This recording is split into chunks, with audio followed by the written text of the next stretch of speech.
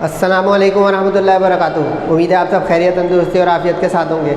आप देख रहे हैं मेरा और अपना YouTube channel JJC by sir Jawad. मैं हूं जवाद अख्तर। आज की lecture video second year chemistry की बड़ी इंपॉर्टेंट लेक्चर वीडियो है। इसमें मैं आपको कराने जा रहा हूँ MCQs, समझने की होंगी। मेरे साथ रहिएगा। बिस्मिल्लाहिर्रहमानिर्रहीम। 2 चैप्टर्स की आज इंशाल्लाह हम MCQs करेंगे। आपकी नई बुक है उसकी MCQs है। चैप्टर नंबर 5 मैंने आपको पढ़ाया था जिसका नाम था हाइड्रोकार्बन्स, लेकिन मैंने आपको सिर्फ एलिफैटिक हाइड्रोकार्बन्स अभी जो है डिलीवर किए हैं, एरोमेटिक बेंजीन नहीं पढ़ाया है। तो इसलिए MCQs भी मैं अभी आपको पहले मरहले में करवाऊँगा। एलिफैटिक की यानी फर्स्ट पार्ट लिखा हुआ आपको नज़र आ रहा होगा ब्रैकेट में, इसी वजह से।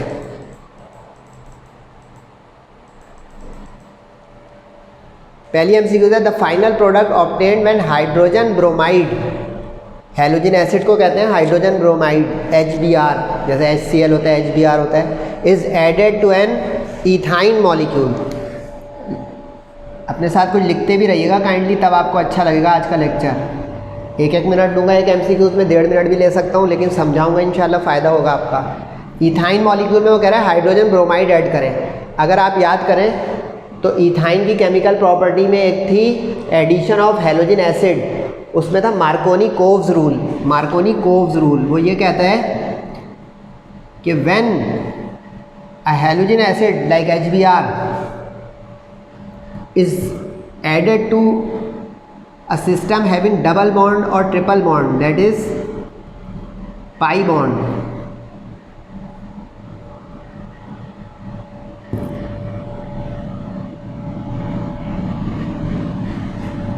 तो halogen goes to the carbon having lesser और लीस्ट हाइड्रोजन। अब इसमें तो दोनों में HH एक है, यहाँ पे मसला नहीं आएगा, इसके अगले मरहले में आएगा जब हम इसको एक और मरतबा हैलोजिनेशन एसिड के साथ करेंगे।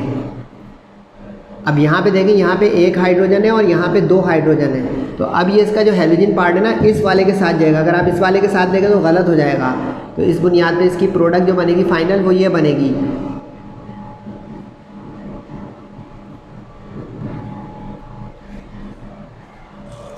कुछ समझ में आई कहानी? मार्कोनी-कोव्स रूल, यानी इसमें 1 हाइड्रोजन है तो ये हैलोजन पार्ट इसका उस कार्बन के साथ जाएगा जहाँ पे हाइड्रोजन कम हो, लेस हो। तो इस बुनियाद पे ये प्रोडक्ट बन गई 1,1 डाइब्रोमो। ढूंढे ऑप्शन में 1,1 डाइब्रोमो, ये रहा B ऑप्शन, 1,1 डाइब्रोमो इथेन। क्योंकि सारे अब बॉन्ड सिंगल हो गए तो अल्केन हो गया, नहीं इथेन। अच्छा, एक चीज़ इजाफी भी बता दूं प्रैक्टिस के लिए कि कभी वो आपको अल्कीन के साथ ये काम करने कह दे, जैसे मिसाल के तौर पे प्रोपीन, तो यही काम आप घर में प्रैक्टिस में लाइए। अगर इसको HBr के साथ आप रिएक्शन करेंगे तो Br इस वाले के साथ जाएगा, हाइड्रोजन में कमी है इसमें 1, तो इसलिए अब 2 ब्रोमो प्रोपेन बनेगा। प्रैक्टिस कीजिएगा। The formula of a saturated hydrocarbon, saturated hydrocarbon, saturated hydrocarbons होते हैं अल्केन्स। आगे वो हैरान कर रहा है, कह रहे हैं कि C3H6 इसका फॉर्मूला है। अब अगर आपको याद हो, हमने क्लासिफिकेशन ऑफ हाइड्रोकार्बन पढ़ा था इसी चैप्टर के शुरू में, तो CnH2n ये तो हमने अल्कीन का जनरल फार्मूला पढ़ा हुआ है। तो कार्बन 3 हाइड्रोजन 6, तो 3 2 6, ये तो देखने में अल्कीन लग रहा है और अल्कीन तो अनसैचुरेटेड होते हैं। अब एक स्टूडेंट कहेगा ये मिसप्रिंटिंग है, नो मिसप्रिंटिंग। अब समझाने जा रहा हूँ आपको, समझें। अगर कभी सैचुरेटेड हाइड्रोकार्बन यानी अल्केन्स साइक्लिक हो जाएं, क्लोज हो जाएं, तो उनका फॉर्मूला भी ओपन चेन अल्कीन जैसा हो जाता है। यानी ओपन चेन अल्कीन, जैसे अब यहाँ पे मैं आपके सामने अल्कीन बना दूँ, एक ओपन चेन 3 कार्बन वाला, आप खुद काउंट करें ज़रा, 2 3 6, इसके भी C3H6 आ रहा है फॉर्मूला, इसका भी 2 2 4 2 6। लेकिन अब ये है साइक्लोप्रोपेन।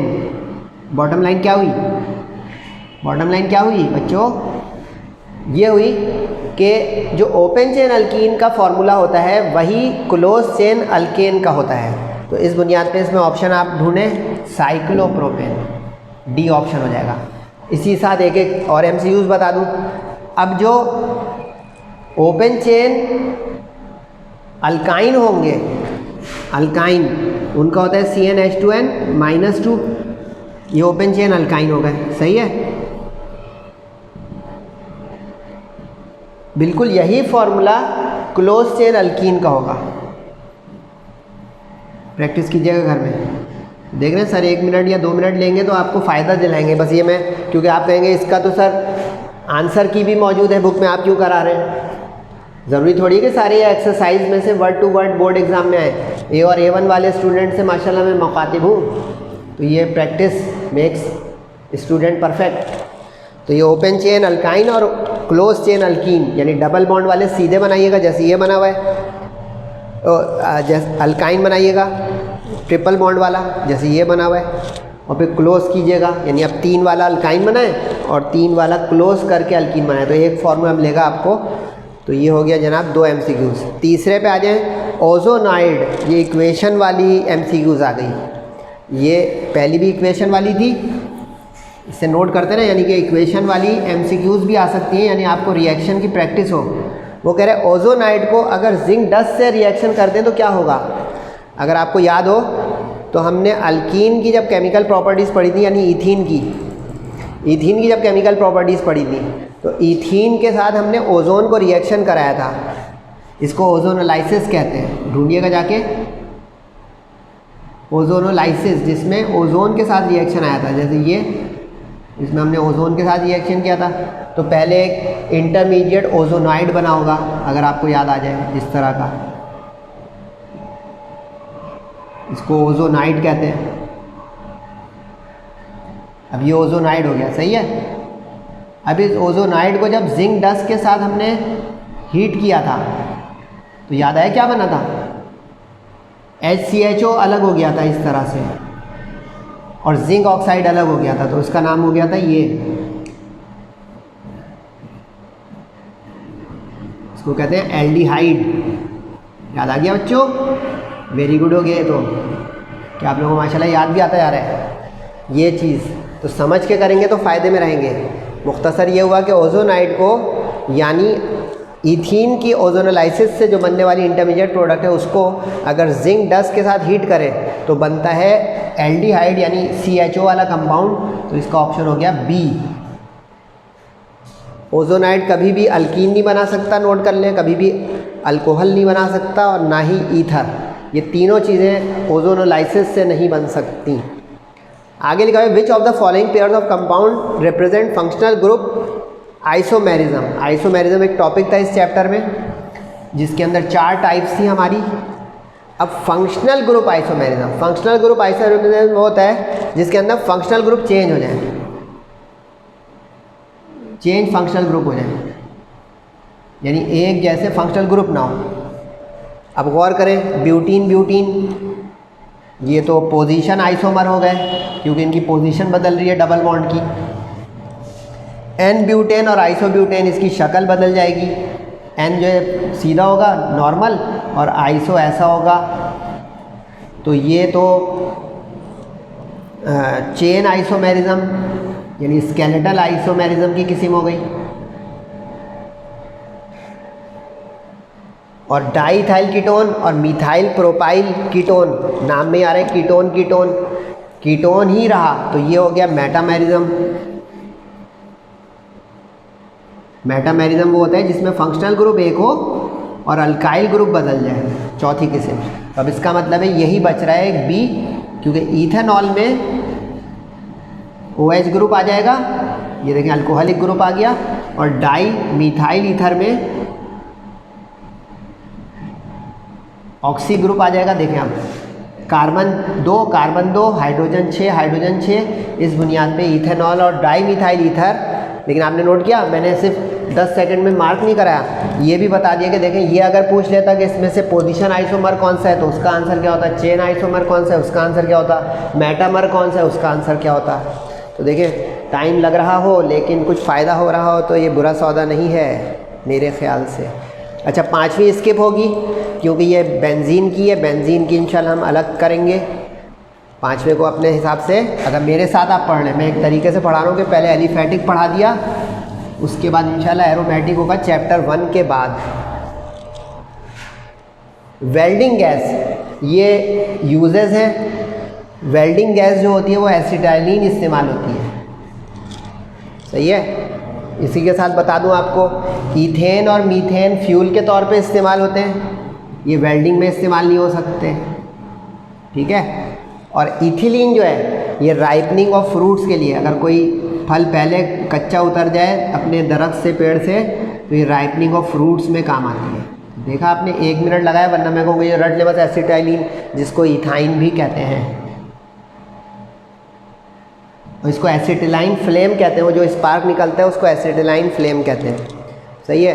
7 भी नहीं होगी, ये भी बेंजीन की है, ठीक है। ये नहीं समझे कि कभी नहीं होगी, इंशाल्लाह होगी। जब हम बेंजीन के पढ़ चुके होंगे तो फिर ये पढ़ने में अच्छा और मज़ा आएगा। 8वीं MCQs आ गई भाई। 8वीं MCQs में लिखा हुआ है कि ईथीन और इथाइन को डिस्टिंग्विश कैसे करें। इसको डिस्टिंग्विशिंग केमिकल टेस्ट कहते हैं, मैंने एक ज़माने में बताया था। इसको केमिकल डिस्टिंग्विशिंग टेस्ट कहते हैं, आइडेंटिफिकेशन टेस्ट। ईथीन और इथाइन, अब ख्याल रहे कि डबल बॉन्ड ईथीन और ट्रिपल बॉन्ड इथाइन, इसका डिस्टिंक्शन करनी है। तो मैं आपको समझाऊं ज़रा। सिल्वर नाइट्रेट आंसर होगा, लेकिन कैसे होगा, क्योंकि ये जो है एसिटिलाइड्स बना देगा इथाइन। एसिटिलाइड्स अगर आपको याद हो, जो सॉलिड्स होते थे, अगर याद आ जाए आपको, कॉपर एसिटिलाइड ऐसा बनता था, वाइट सॉलिड। सिल्वर एसिटिलाइड अगर याद आ जाए, ये होता था वाइट, ये वाइट सॉलिड होता था, ये रेड सॉलिड होता था, ये सॉलिड्स हैं, ठीक है। अब ईथीन ये काम नहीं कर सकती, यानी वो मेटल्स को डिस्प्लेस नहीं कर सकती। तो इसका जवाब तो ये हो गया, क्योंकि जो एरो के ऊपर हम लिखते हैं वो अमोनिकल सिल्वर नाइट्रेट लिखते हैं, तब ये डिस्प्लेसमेंट होकर सिल्वर उसके साथ आता है। अब KMNO4 को दोनों डीकलराइज कर सकते हैं। KMNO4 का अगर आपने कॉलेज लैब में या कहीं देखा हो, पर्पल या रेडिश सा इसका डार्क कलर का जो है रंग होता है, ये ना डीकलराइज हो जाएगा अगर आप इथीन के साथ इसको पास करेंगे, इसका सॉल्यूशन, या इथाइन के साथ। तो इसका अंदर ये तो कॉमन चीज़ हो गई, कॉमन होगा तो डिस्टिंग्विशिंग टेस्ट तो नहीं हुआ ना।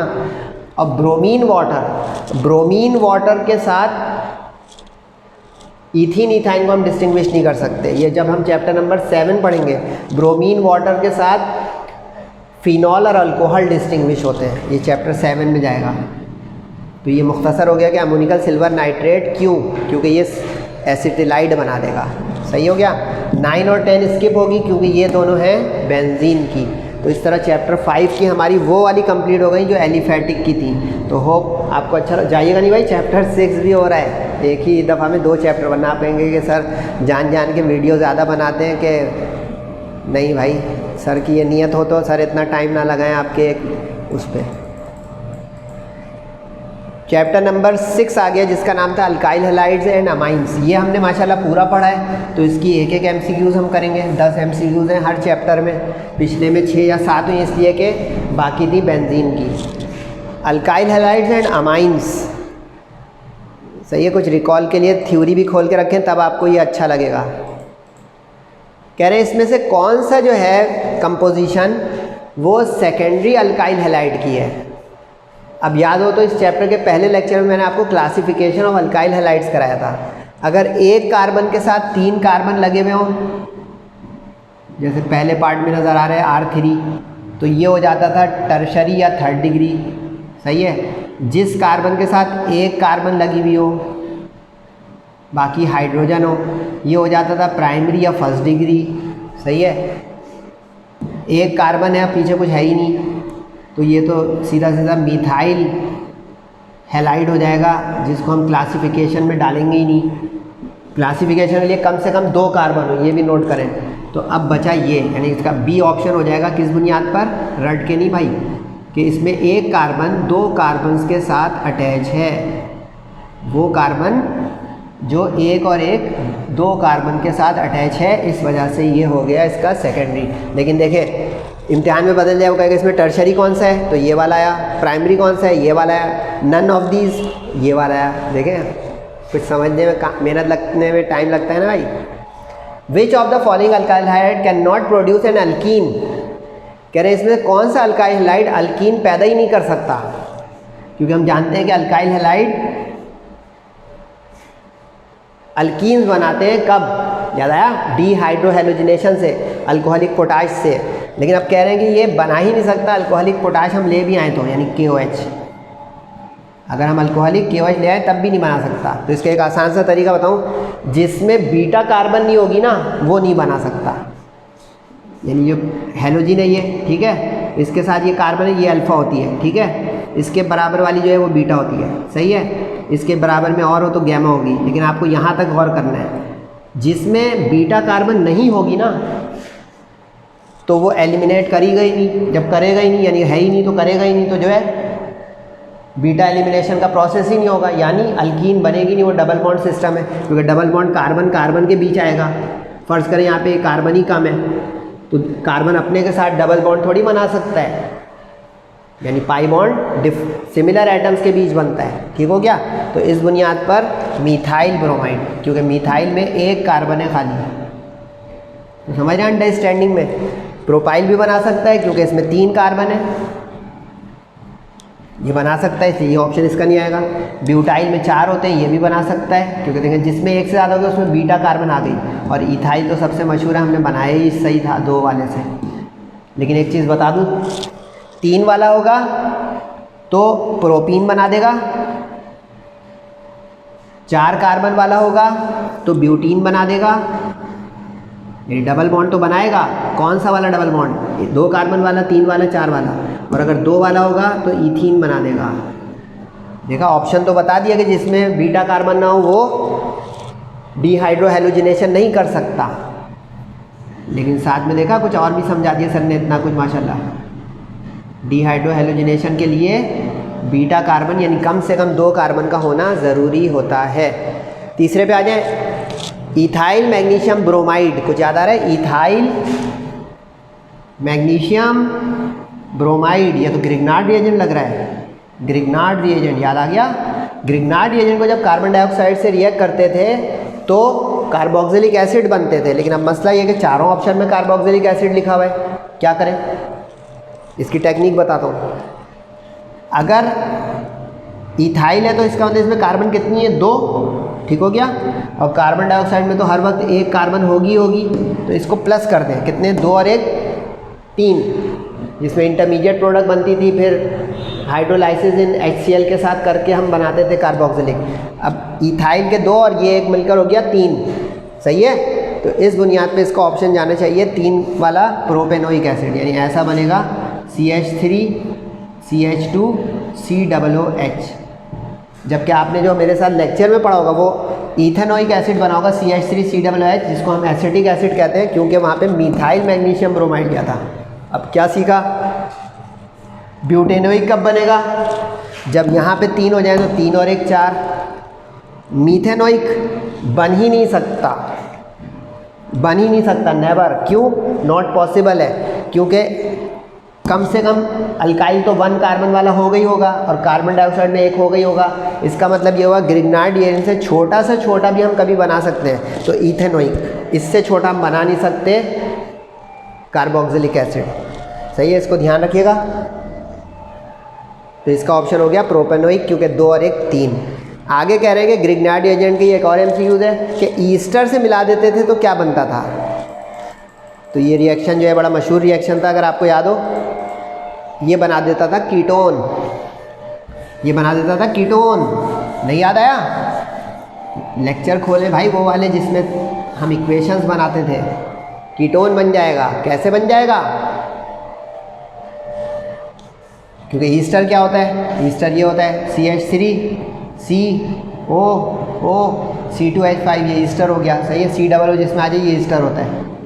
इसके साथ ग्रिग्नार्ड रिएजेंट ले आए, CH3 MgBr ले आए। अब खुद ही देखें, आपको पता चलेगा कैसे सर ने फ़ौरन तय किया कीटोन बनेगा। इसमें प्लस माइनस होता था ना, याद आ रहा है, इसमें ये प्लस होता था, आ गया। तो अब माइनस वाले को ये ले लें, तो अब ये देखें, ये वाला हिस्सा जो है इसका नज़र आ रहा है, ये इसके साथ चला जाएगा। करें मेरे साथ, CH3 CO क्या बना, इसको कहते हैं कीटोन, जिसमें CO ग्रुप आ जाए वो होता है कीटोन। याद आ गया? नहीं याद आया तो ये आपको याद करना पड़ जाएगा, मैंने समझा दिया। एल्डिहाइड ग्रिग्नार्ड रिएजेंट और ईस्टर से नहीं बनता, कार्बोक्सिलिक एसिड कार्बन डाइऑक्साइड से बनता है। सही है, तो कीटोन ही बन सकता है इस रिएक्शन में।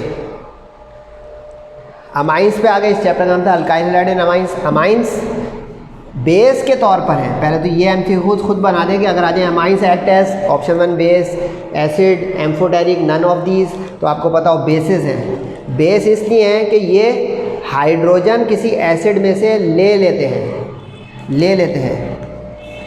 समझाऊं? ये अमाइंस है, ठीक है, प्राइमरी अमाइंस। याद आ गया? NH2 जिसमें होता है वो अमाइंस हो गए।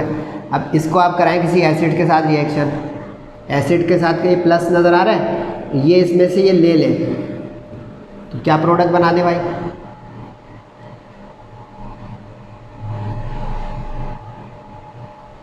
ये देखिए सॉल्ट बना दिया उसने, सॉल्ट बना दिया। तो इसका मतलब है इसने ये प्रोटॉन लिया तो देखिए इसमें प्लस चार्ज आ गया, यानी इसका मतलब है ये एक्सेप्टर ऑफ प्रोटॉन है। ऐसा बेस जो एक्सेप्टर ऑफ प्रोटॉन हो। OH नहीं लेगा, OH वो लेगा जो एसिड हो। सही है जी। डोनेट कर देगा तो आर्हीनियस एसिड हो जाएगा। देखिए समझा रहा हूँ तो 1 मिनट लग रहा है भाई। OH डोनेट कर दे तो लुईस हो जाएगा। तो ये बचा खाली हमारा कि हाइड्रोजन एक्सेप्टर होने की वजह से ये बेस है। प्राइमरी अमाइंस का स्ट्रक्चर कैसा होता है?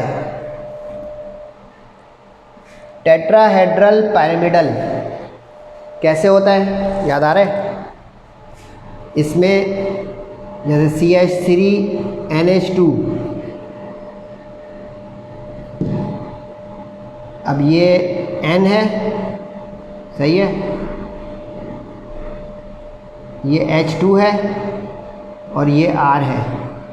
अब अगर गौर करें तो इसमें लोन पेयर ऑफ इलेक्ट्रॉन बच गया, क्योंकि नाइट्रोजन के 5 इलेक्ट्रॉन होते हैं। आपको होता है ना ग्रुप 5 का है, 1 इलेक्ट्रॉन यहाँ गया, 1 यहाँ गया, 2 यहाँ, 1 3 गया, 5 है। ग्रुप 5 का है नाइट्रोजन, सही है, ग्रुप 5 का है। याद रखिएगा, ये चैप्टर 1 में भी काम आएगा। अब ये लोन पेयर जो बचा ना, ये धक्का मारता है। VSEPRT था फर्स्ट ईयर के चैप्टर नंबर 3 में। ये धक्का जब लोन पेयर मारेगा ना तो क्या होगा? एंगल जो है श्रिंक हो जाएगा। तो जब श्रिंक होगा तो उसको डिस्टॉर्टेड कहते हैं, यानी ये 107 हो गया। एक्चुअल जो टेट्राहेड्रॉन होगा उसका 109 होगा, 109 या 109.5। ये होता है रेगुलर टेट्राहेड्रॉन। सही है। ये कहाँ पाया जाता है बच्चों? ये पाया जाता है अल्केन्स में, यानी मीथेन, ईथेन वगैरह में।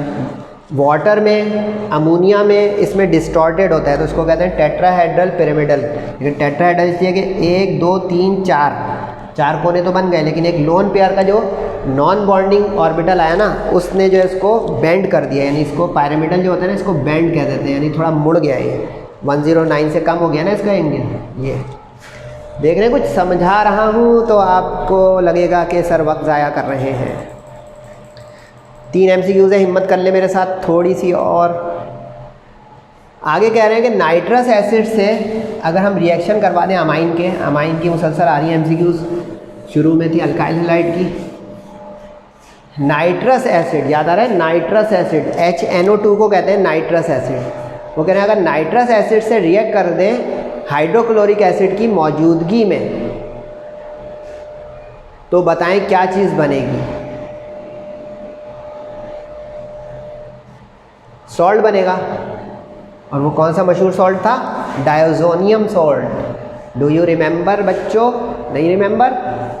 ऐसा होता था RN ट्रिपल बॉन्ड NCl। याद आया? और नाइट्रस एसिड यानी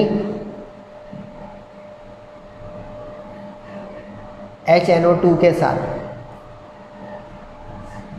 HNO2 के साथ, तो ये बनेगा।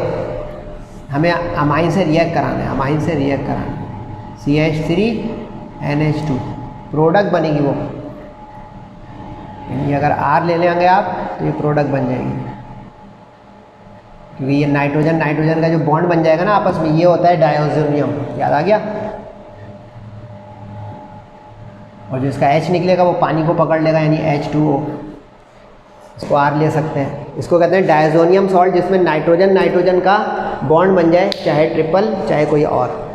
तो ये डायोजोनियम सॉल्ट बन जाएगा जब नाइट्रस एसिड से रिएक्ट करेंगे। नाइट्रस एसिड हो गया ये HNO2। HNO3 जो होता है वो नाइट्रिक एसिड होता है। SN2 reaction occurs most easily कह रहे हैं SN2 रिएक्शन यानी बाई मॉलिकुलर रिएक्शन बहुत तेज़ी से हो सबसे अच्छे अंदाज में किसका? Methyl iodide. इसके लिए आपको जाना पड़ेगा कार्बोकैटायन की स्टेबिलिटी और नॉन स्टेबिलिटी में। इसका आसान तरीका बता दूं आपको, ये सबसे लीस्ट स्टेबल है, ठीक है। फिर इसके बाद ये यानी ये इसको कार्बन को अब बढ़ाते हैं, लीस्ट स्टेबल हो गया ये। अब एक कार्बन वाला ले लें, फिर दो कार्बन वाला ले लें,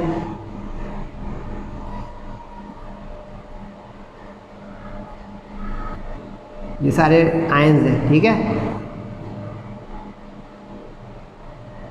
अब इसी तरह 3 वाला ले लें। तो अब आपको एक चीज़ समझ में आ रही होगी हो क्या रहा है। ये जो क्राउड हो गया ना, रश जो हो गया, कार्बन को घेरा हुआ है किसी ने, यानी प्रोटोकॉल दिया हुआ है, सेफ्टी दी हुई है, तो इस वजह से ये सबसे लीस्ट स्टेबल हो जाएगा, वो मोस्ट स्टेबल हो जाएगा। आसान सा मैं बताऊँ, आपका टाइम ख़राब नहीं करूँ। जो मोस्ट स्टेबल होगा वो रिएक्टिविटी में सबसे स्लो होगा, और जो लीस्ट स्टेबल होगा वो सबसे तेज़ी से रिएक्शन कर जाएगा, क्योंकि हमें SN2 रिएक्शन बोला है। SN2 रिएक्शन वो होता था जिसमें 2 मॉलिक्यूल पार्टिसिपेट करते थे एक साथ। याद आ गया वो वाला। तो मिथाइल आयोडाइड, क्योंकि मिथाइल आयोडाइड में CH3 होगा, क्राउडी इफेक्ट नहीं होगा, तो फ़ौरन वो हमले के साथ रिएक्शन कर जाएगा। क्योंकि बाकी देखिए 2 आयोडो वाला 2nd डिग्री है, ये वाला हो गया, ये 1st डिग्री हो गया, ये 2nd डिग्री हो गया, ये 3rd डिग्री हो गया। समझ गए? इथाइल आयोडाइड ये 1st डिग्री है, लेकिन इसमें 2 कार्बन, जैसे ये मिथाइल है। अब देखो मिथाइल इथाइल में भी देख लें, मिथाइल में 1 कार्बन है, इथाइल में 2 है, तो 2 इथाइल में कार्बन होने की वजह से थोड़ा रिएक्शन स्लो हो जाएगा। समझ गए? मुख्तसर ये हुआ कि जितने कार्बन बढ़ाते रहेंगे उतना स्टेबिलिटी बढ़ती जाएगी, रिएक्शन आहिस्ता हो जाएगा। यानी कि अब इसमें मोस्ट डिफ़िकल्टली बोल रहा था, तो आप 2 या 3 डिग्री वाला ऑप्शन पकड़ेंगे। उसके बाद वो कह रहा है कि कौन सा सूटेबल रिएजेंट प्रोपेन को मिथाइल मैग्नीशियम आयोडाइड से कन्वर्ट करवा सकता है, अमाइन करवा सकता है। रिएक्शन के पेज खोल के रखें, क्योंकि ये देखें मैं जो इतना बोल रहा हूँ ना, आपको इससे ज़्यादा टाइम लगेगा, क्योंकि आपको रिएक्शन अभी याद है कि नहीं मैं नहीं जानता। मेरे तो दिमाग में भी है कुछ रिएक्शन और काफ़ी सारे रिएक्शन। वो कह रहे हैं मिथाइल मैग्नीशियम आयोडाइड, यानी ग्रिग्नार्ड रिएजेंट आ गया ये, methyl magnesium iodide Grignard reagent हो गया ये। वो कह रहे हैं कि प्रोपेन बनाना है, यानी प्रोपेन क्या चीज़ होती है भाई? CH3 CH2 CH3, alkane family का तीसरा। तो अमाइन जो है सबसे बेस्ट रिएजेंट है इस काम के लिए, जो अल्केन्स बनाए 3 वाला 4 वाला 5 वाला। अल्कोहल बेस्ट नहीं है, वाटर से आमतौर पे मीथेन इथेन शुरू के बनते हैं, ये भी लिख ले बारीकी। अगर मीथेन इथेन पूछता तो आप वाटर की तरफ जाते हैं, सही है। और अगर प्रोपेन और आगे का पूछेगा तो आप अमाइंस की तरफ जाएंगे। अल्कोहल अमोनिया की तरफ कभी भी मत जाइएगा, क्योंकि ये सबसे बुरा मेथड है अल्केन्स बनाने का ग्रिग्नार्ड रिएजेंट से। आखिरी MCQs आ गई, उसके बाद tata bye bye. SN1 reaction का दारोमदार किस पर होता है? अगर आपको याद हो, SN1 का मतलब है जिसमें एक मॉलिक्यूल हिस्सा ले, जिसमें एक मॉलिक्यूल हिस्सा ले। अब एक मॉलिक्यूल हिस्सा लेता है वो जिसका rate of reaction 1st degree में आ जाए, यानी rate is directly proportional to substrate only. Lecture निकालिएगा मेरा, ये वाला होगा, क्योंकि 2 का मतलब 2 मॉलिक्यूल। अब यहाँ पे SN2 लिखा होता तो आप लेते ये वाला, क्योंकि उसमें दारोमदार जो SN2 का रेट का होता है न्यूक्लियोफाइल पर भी अटैकिंग और साथ में सबस्ट्रेट पर भी। तो इसका मतलब हो गया ओनली सबस्ट्रेट। कहाँ गया भाई ऑप्शन? ये रहा। सबस्ट्रेट कहते हैं उस अल्काइल हैलाइड को जो रिएक्शन में हिस्सा ले, यानी जिस पे हमला हो। तो उम्मीद है कि आपको ये लेक्चर अच्छा लगा हो, बाकी मैं नहीं जानता। कमेंट दीजिएगा, फीडबैक दीजिएगा। सेहत और ज़िंदगी है तो इंशाल्लाह फ़िज़िक्स और इसी के मज़ीद चैप्टर्स का मैं आपको लेक्चर डिलीवर करूँगा, मैथ्स के भी इंशाल्लाह। तब तक अपना और सबका बहुत ख्याल रखिएगा। तब तक अस्सलामु अलैकुम वरहमतुल्लाहि व बरकातुहू।